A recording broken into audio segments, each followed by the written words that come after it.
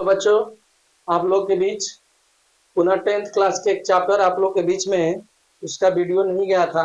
जिस वीडियो को मैंने आज क्लास के अंदर में आपको बताने का कोशिश कर रहा हूँ कि आपको बता दिया जाए, क्योंकि हमने सर्च किया तो हमको मिला कि ये प्रश्नावली आप लोगों के लिए छूट गई है। इस प्रश्नावली से आपको बोर्ड के अंदर में क्वेश्चन डालता है, ठीक है। ऑब्जेक्टिव क्वेश्चन आपको इससे बनाता है बोर्ड में, क्योंकि कई बार ऐसा क्वेश्चन आप लोग को पूछा है प्रश्नावली से। इसका रूल मैंने इसके पहले वाले वीडियो में बता दिए थे। जो भी बहुपद के कंसेप्ट में बताया था, जो भी कंसेप्ट बताया था, उस कंसेप्ट में आप बहुपद में जाकर पढ़ेंगे, इसका सब कुछ रूल मैं बता दिया था। आप उसमें देख लीजिएगा। मेरे से मिस्टेक हुई कि ये चैप्टर आप लोग को मैं नहीं दिया। जब मैंने वीडियो को सर्च कर रहा था तो मेरे को पता चला कि प्रश्नावली 2.1 आप लोग को नहीं बताई गई है, ठीक है। तो आज मैं कोशिश किया कि आपको प्रश्नावली को पूरी तरह से मैं बना दूं और समझा दूं।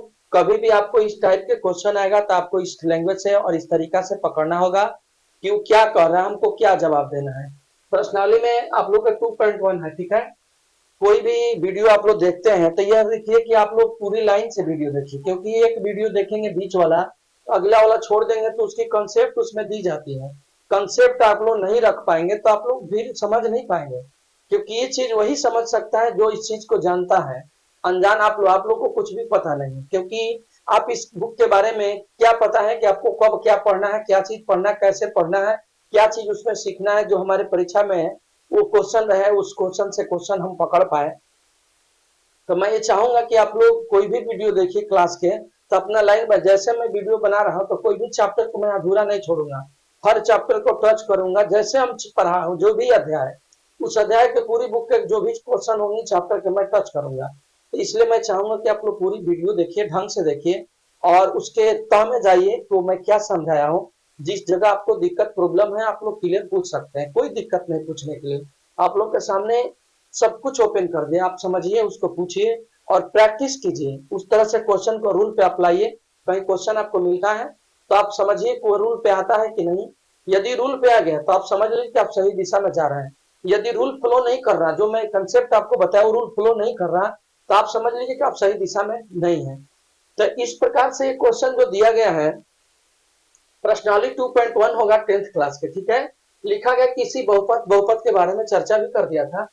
पीएक्स के लिए y बराबर पीएक्स का ग्राफ, ग्राफ मैं बता रहा हूं कि ग्राफ है, एक प्रकार से ग्राफ का खाका है। और ग्राफ मेन तो नहीं है लेकिन ग्राफ की खाका के तहत मैं बनाया हूं। नीचे आकृति 2.10 में दिया है कि प्रत्येक स्थिति में पीएक्स के शून्यकों की संख्या ज्ञात कीजिए। यहाँ पे स्टेप यही ध्यान देना है, शून्यकों की संख्या ज्ञात करना है। देखिए यहाँ पे शून्यकों की संख्या ज्ञात करना है, ठीक है ना।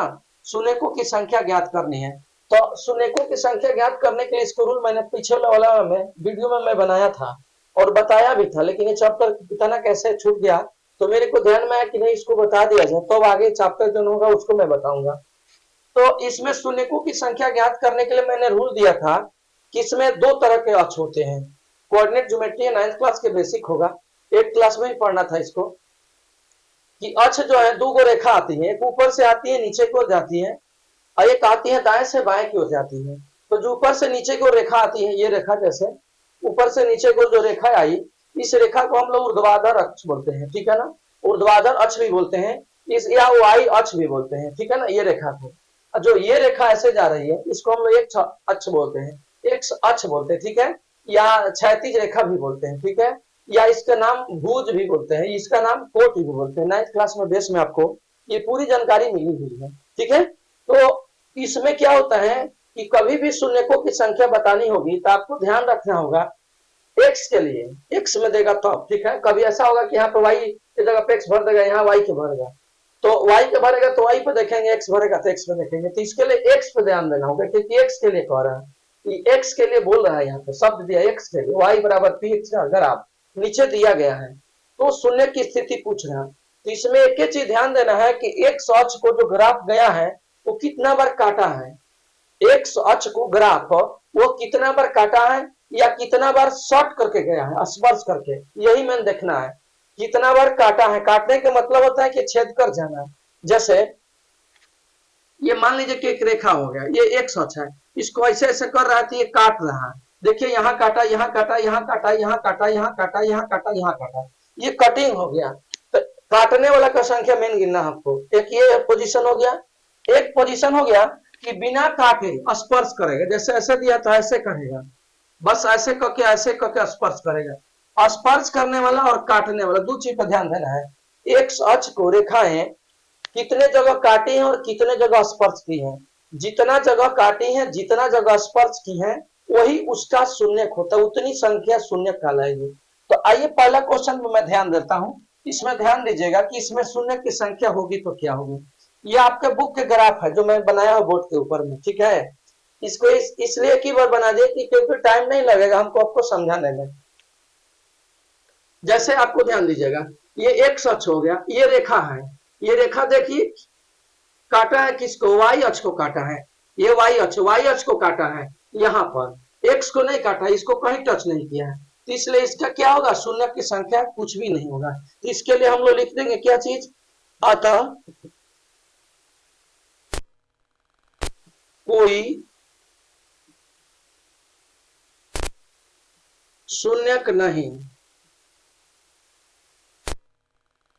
इसका कोई शून्यक नहीं होगा, क्योंकि कारण समझिए, ये जो ग्राफ गया है वो वाई अक्ष को काट रहा है, इसको नहीं काटा है, जो यहां से यहां तक जा रही है इसको कहीं पर नहीं काटा, इसलिए इसका शून्यक एक भी नहीं होगा। समझ में आया। दूसरी चीज इसमें ध्यान दीजिए, ये ग्राफ जो है आपको यहां से ऐसे की ओर जा रही है, तो देखिए एक अक्ष को, हाँ एक अक्ष है पूरा, इस पर ध्यान दीजिए, एक अक्ष को देखिए इस जगह काटा है ना, यहाँ पे मात्र एक जगह काटा है, यहाँ पे इस पॉइंट पे काटा है, इस पॉइंट पे काटा है तो एक शून्यक है। एक अक्ष को मैं बोला कि जितने जगह काटेगा एक जगह काटा है, इसलिए शून्यक की संख्या क्या होगी, एक होगी। इसलिए हम क्या करेंगे, इसका शून्यक की संख्या हमारे पास क्या होगा, एक होगा। अतः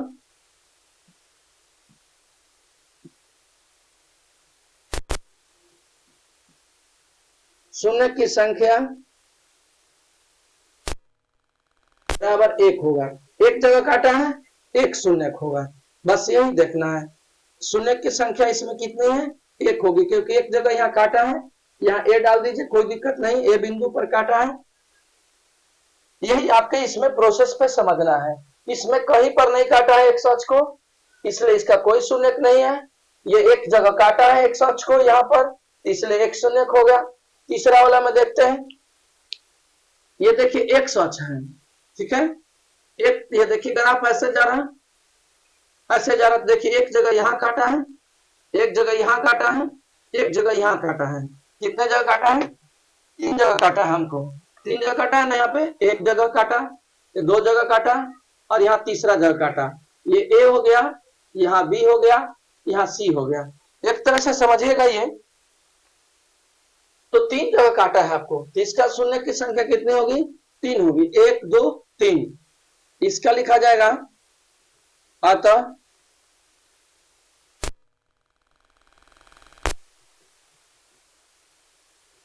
शून्य की संख्या बराबर तीन, तीन जगह समझ में आया, एक जगह काटा, बी जगह काटा और सी जगह काटा, इसलिए इसकी शून्यकों की संख्या जो होगी तीन होगी, ठीक है। अब आएंगे इस पे चार पे, चार पे ध्यान दीजिए, एक अक्ष की रेखा है, ये देखिए ग्राफ यहां से ऐसे यहाँ काटा, ऐसे फिर पुनः ऊपर काट दिया, ये दो जगह काटा है आपको,